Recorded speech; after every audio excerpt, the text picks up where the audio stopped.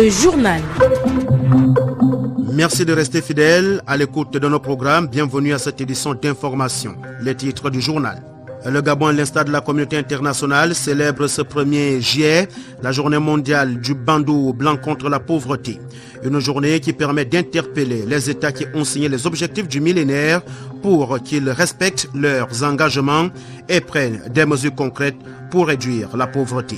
Audience à la primature, le nouveau délégué général d'Eramet a été présenté au Premier ministre par l'administrateur directeur général de Comilog.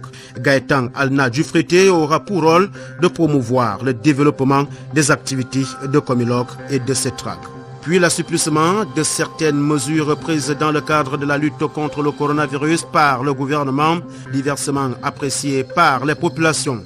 La réaction des habitants du Grand Libreville dans ce journal. C'est tout pour les titres. Le saviez-vous? Il existe des gestes simples à connaître pour empêcher la propagation du coronavirus. On les appelle les gestes barrières. Quels sont-ils? Se laver fréquemment les mains avec un désinfectant à base d'alcool ou de l'eau et du savon. En cas de toux et d'éternuement, couvrez la bouche et le nez avec le coude fléchi ou un mouchoir. Jetez immédiatement le mouchoir et lavez-vous les mains. Évitez tout contact étroit avec une personne ayant de la fièvre et de la toux. Saluez sans se serrer la main. Évitez les embrassades. Nettoyez les objets et les surfaces souillées. Si vous présentez des symptômes de la grippe, fièvre, toux, éternuement, difficulté à respirer, ne vous rendez pas dans une structure sanitaire ou chez votre médecin traitant. Appelez le 1410.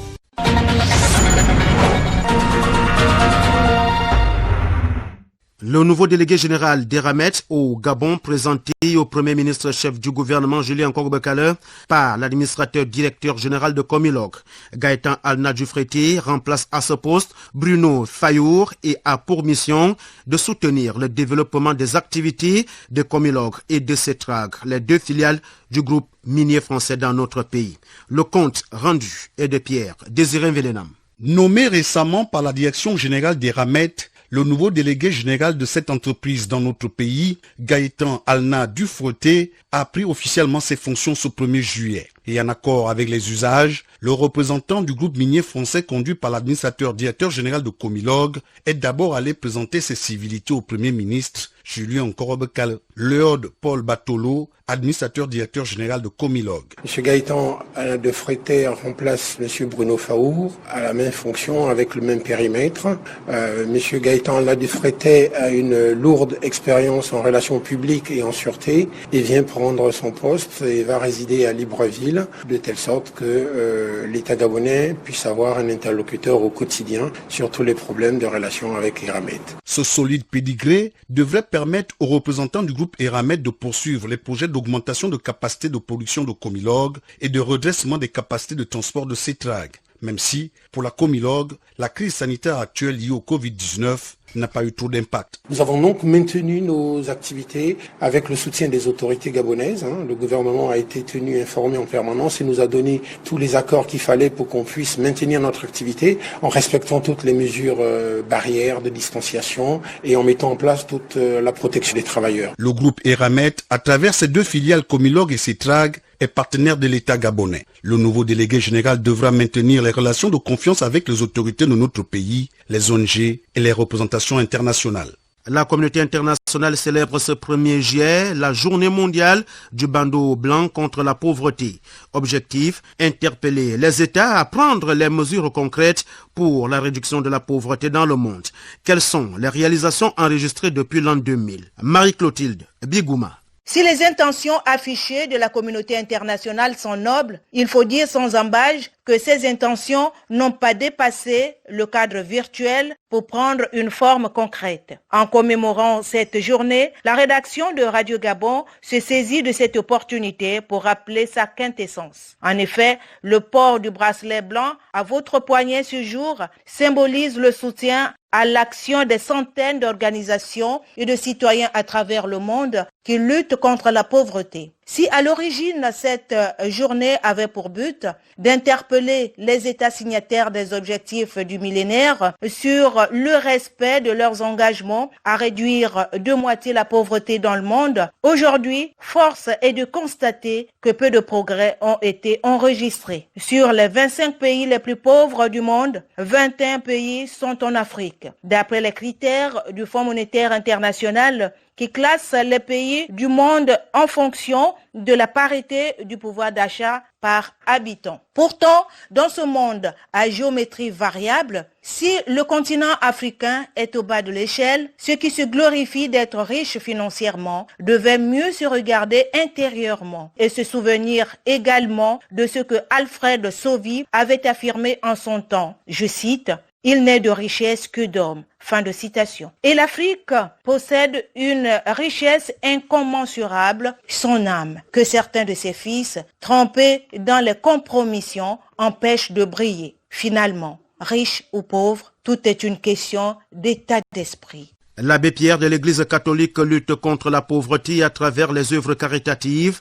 À l'occasion de la journée mondiale du bandeau blanc contre la pauvreté, le serviteur de l'archidiocèse de Libreville prend en charge les personnes démunies. Le portrait de l'homme de Dieu avec Roland Sylvani Andem. Le père Jean-Charles Desmel est un prêtre missionnaire catholique d'une soixantaine révolue, aumônier des divers secteurs d'activité, en particulier les personnes démunies, affiliées dans la communauté Emmaüs. Emmaüs a été fondé par l'abbé Pierre, un prêtre qui a d'ailleurs été résistant dans les Alpes durant la Seconde Guerre mondiale, qui est devenu député. À l'époque, c'était possible pour un prêtre d'être député. Et avec son traitement de député, un jour, il a recueilli un homme qui sortait de prison et qui voulait se suicider parce que sa famille l'avait abandonné. Et l'abbé Pierre lui a dit « Aide-moi à aider les autres ». Et c'est la devise depuis d'Emmaüs, servir premier le plus souffrant. C'est-à-dire que toutes les personnes qui viennent à Emmaüs sont accueillies, sont nourries, ont du travail, sont soignées, sont formées. Et sans exception, tout le monde est accueilli. Ce berger met en exergue les valeurs morales au sein de cette communauté. Avec l'archevêque, avec la paroisse cathédrale Sainte-Marie, beaucoup de personnes viennent frapper à la paroisse et il faut répondre. Il ne s'agit pas de dire allez résoudre vos problèmes par vous-même et puis on vous donne un billet de 1000 francs. Il s'agit, comme le faisait le Seigneur et qu'il a demandé à ses apôtres, de prendre en compte ces personnes et de venir à leur aide, mais pas une pure assistance, mais de les aider à se prendre en main. De l'or et de l'argent, on ne parle pas d'argent à Emmaüs. On parle uniquement de travail, de solidarité, de soutien et de remettre les hommes et les femmes debout, quel que soit l'état dans lequel ils arrivent. Rappelons que la pandémie du coronavirus étant toujours d'actualité, le père Desmel et les siens respectent les gestes en réduisant leur emploi du temps.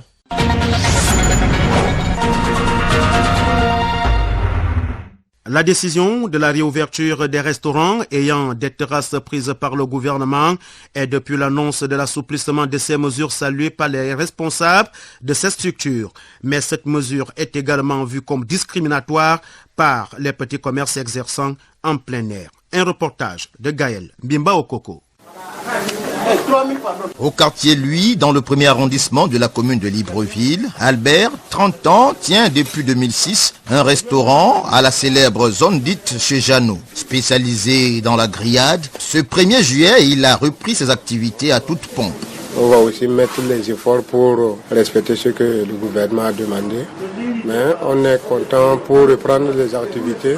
Vraiment, on a eu la chance d'avoir un espace dehors. Avant, on pouvait recevoir beaucoup de gens, mais maintenant, on a mis une table, on a mis 2 chaises. 5 tables qui peuvent récupérer 10 personnes ici et 3 tables derrière qui peuvent recevoir 6 personnes. Sa clientèle, privée des délices de cette structure depuis 3 mois, a, dès la première heure, pris d'assaut les lieux.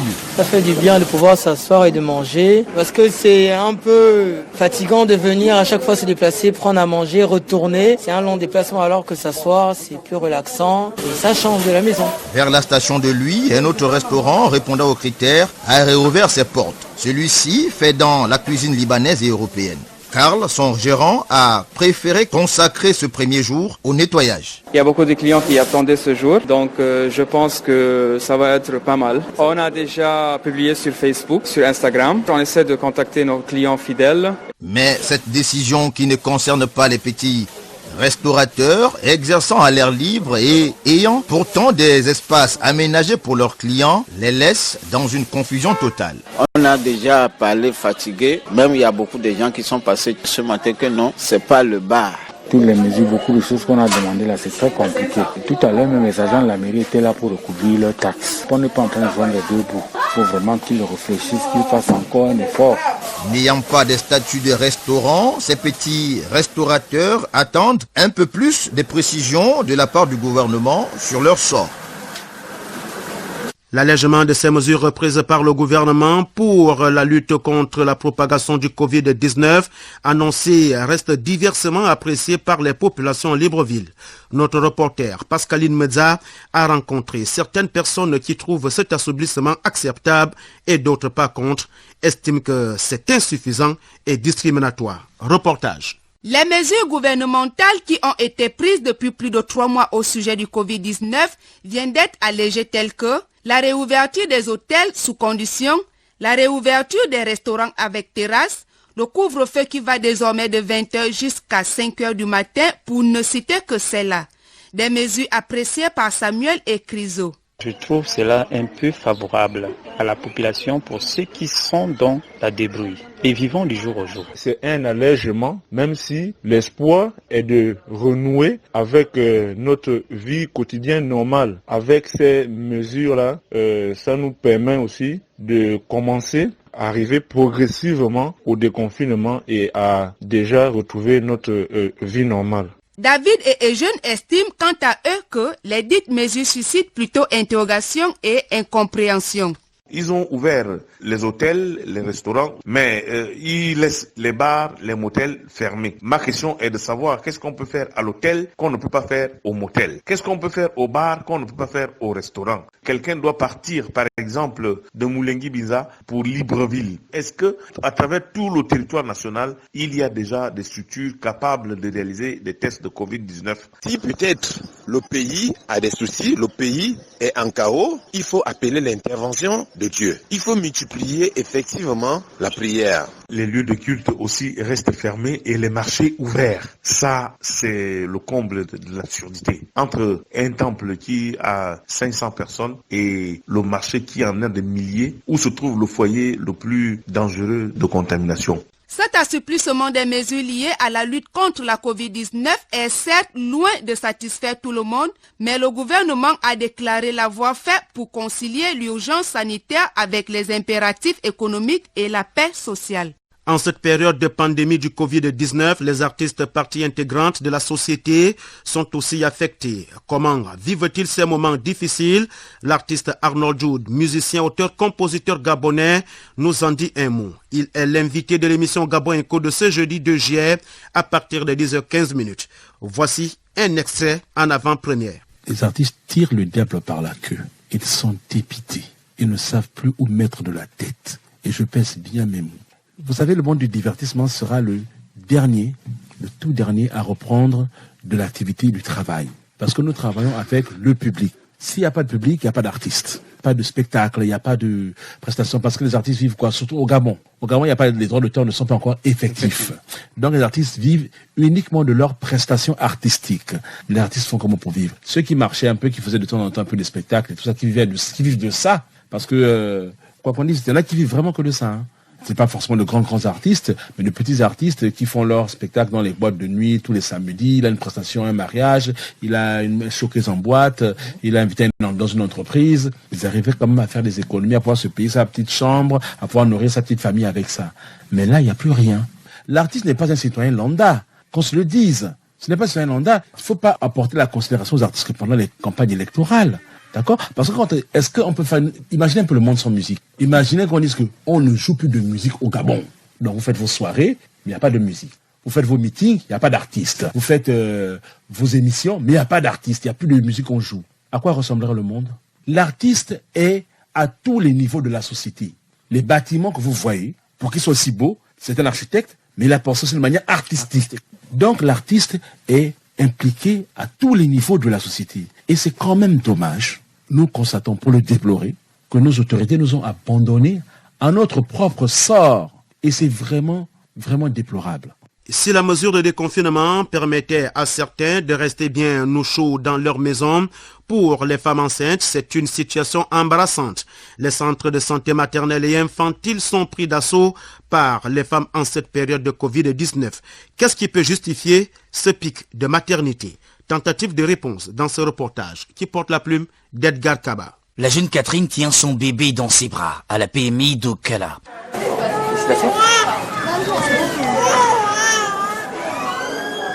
Elle a, comme actuellement plusieurs jeunes filles de son âge et femmes adultes, effectué le déplacement en cette période de Covid-19 pour des visites et des consultations dans ces structures de protection maternelle infantile. À ses côtés, plusieurs jeunes filles et dames enceintes attendent leur tour, assises sur le long des bancs postés à la cour. Pourquoi en cette période de crise sanitaire, il y a un pic élevé de jeunes filles enceintes et femmes adultes? Quelques personnes sur les lieux donnent plusieurs explications à ce sujet. La période de mars, avril, c'était toujours une période de pic d'accouchement. C'était toujours comme ça a toujours été comme ça. Maintenant, aujourd'hui, c'est vrai que ça a un peu augmenté par rapport avant le confinement. Que ça peut être une coïncidence avec le confinement. Pourquoi? Parce que de nos jours, il y a beaucoup de filles qui prennent des grossesses précoces et sans réfléchir. Par contre, le confinement devait les amener à prendre une décision et de ranger la vie sexuelle, de ne pas vivre n'importe comment. Parce que le plus souvent, on a parlé du sida. Le sida n'est pas passé, le sida est toujours là. Et pour moi, le confinement est toujours là. Donc ça nous amène à réfléchir des moments de leçons, d'enseignement, quoi. Comment je dois me comporter sexuellement. Parce que c'est une maladie qui se transmet aussi de manière sexuelle. Par les rapports sexuels, ça se transmet. Et puis nous voyons aussi, il y a des bébés qui sont aussi malades. Ça peut aussi s'expliquer que les maternités sont saturées parce que vraiment il y a un taux de naissance aussi élevé et il y a des grossesses en désordre sans contrôle. D'autres se demandent si l'allègement des mesures gouvernementales pourrait aussi essayer de réduire le grand nombre de jeunes filles ou femmes qui contracteraient de manière abusive des grossesses, surtout en cette période de confinement partiel légèrement revue par les hautes autorités.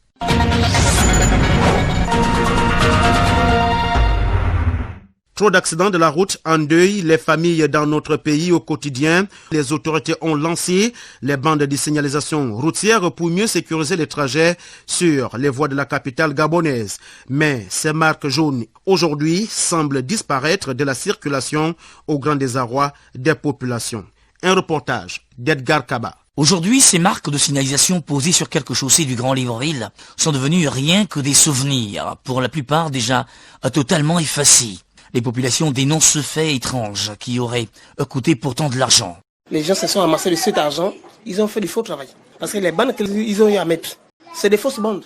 En quelques temps, avec les pluies, ça s'efface. Et c'est pas normal. Qu'ils justifient où est passé de l'argent. C'est normal. C'est pas de la bonne qualité ça. Parce que quand ça disparaît avec la pluie, c'était bon.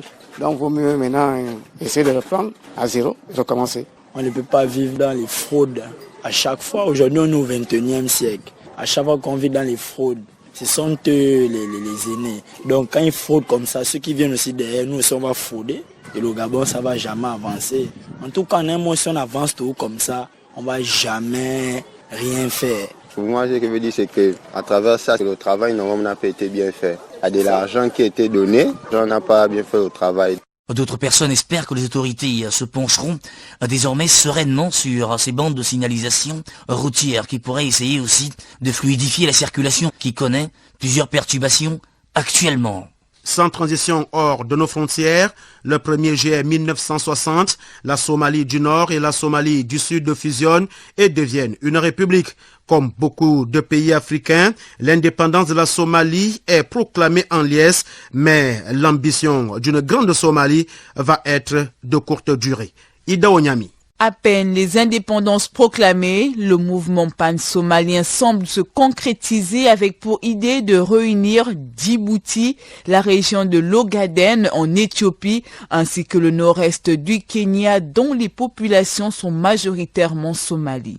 Très rapidement, l'union entre l'ex-protectorat britannique du Somaliland et l'ex-Somalie italienne montre ses limites. Dès lors, des désaccords sur l'organisation politique, administrative ou juridique du pays naissent, mais également les différences issues des deux colonisateurs. Et alors que le pouvoir se déplace à Mogadiscio, capitale du Sud, les Somaliland se sentent marginalisés. Des années plus tard, la corruption, les guerres claniques, la rébellion djihadiste et l'effondrement de l'État plongent le pays dans le chaos et la violence. Au nord, en revanche, le Somaliland, bien qu'extrêmement pauvre, connaît la paix et une relative stabilité. En 1991, le Somaliland proclame son indépendance, mais n'est pas reconnu par la communauté internationale et cette histoire tumultueuse a poussé au cours des années des millions d'habitants de Somalie à quitter leur pays. Beaucoup se sont réfugiés au Kenya voisin. Aujourd'hui, Nord et Sud ont toujours des relations opposées. 60 ans après l'indépendance, le grand projet d'union nationale est au point mort. La menace des attentats, mais aussi celle d'une fragmentation plus grande et formelle du pays avec la reconnaissance internationale des régions autonomes plane sur la capitale Mogadiscio sur les célébrations des 60 ans d'indépendance de la Somalie.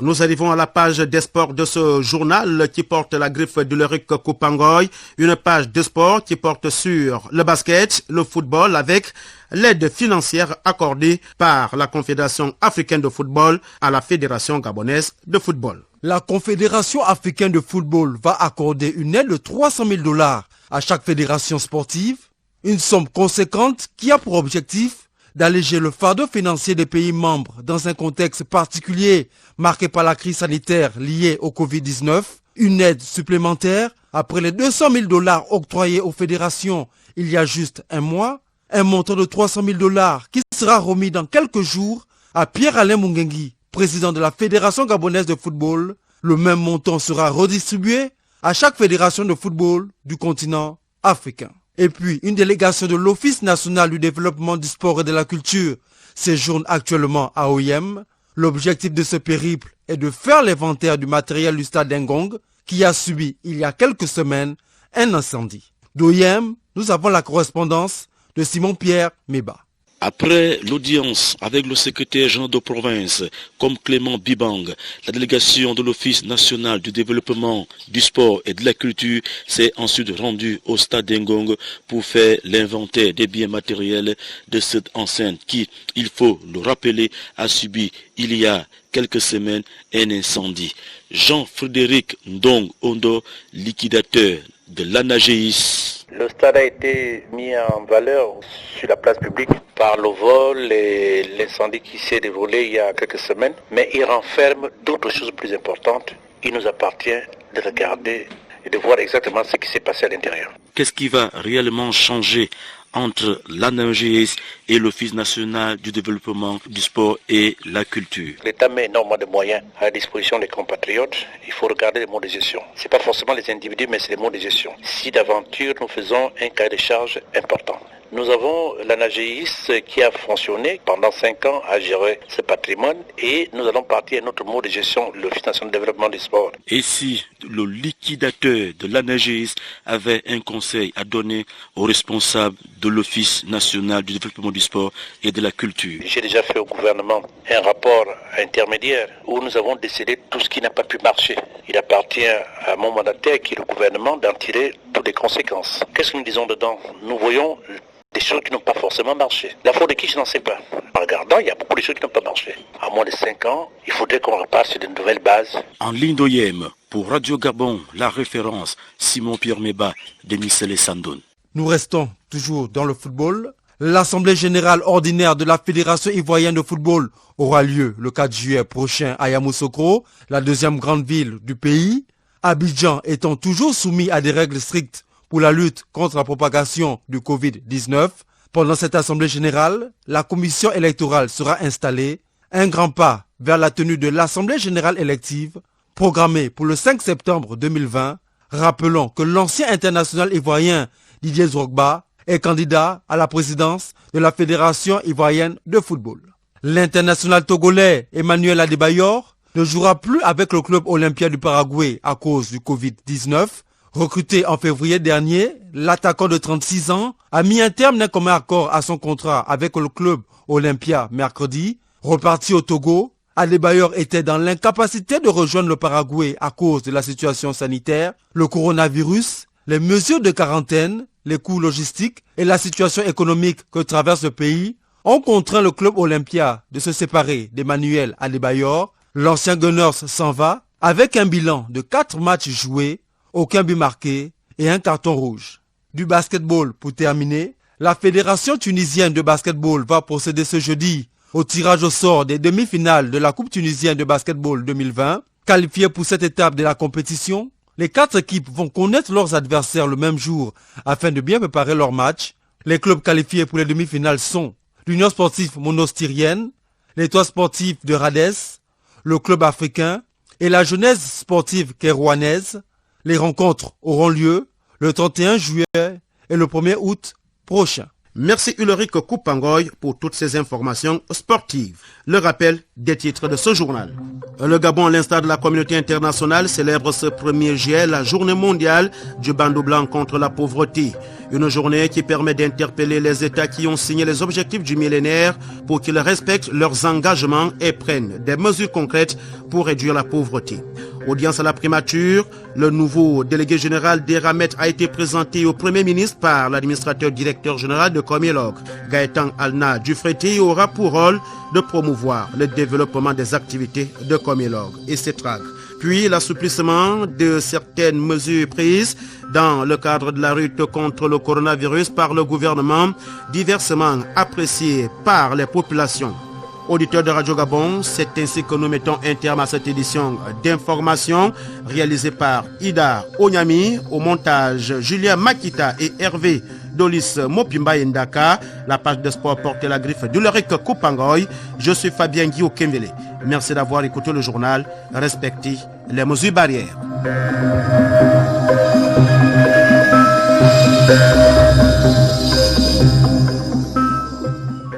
Vous êtes câblé sur Radio Gabon émettant de Libreville, 88.7, 96.5 FM. Où que vous soyez, nous sommes avec vous.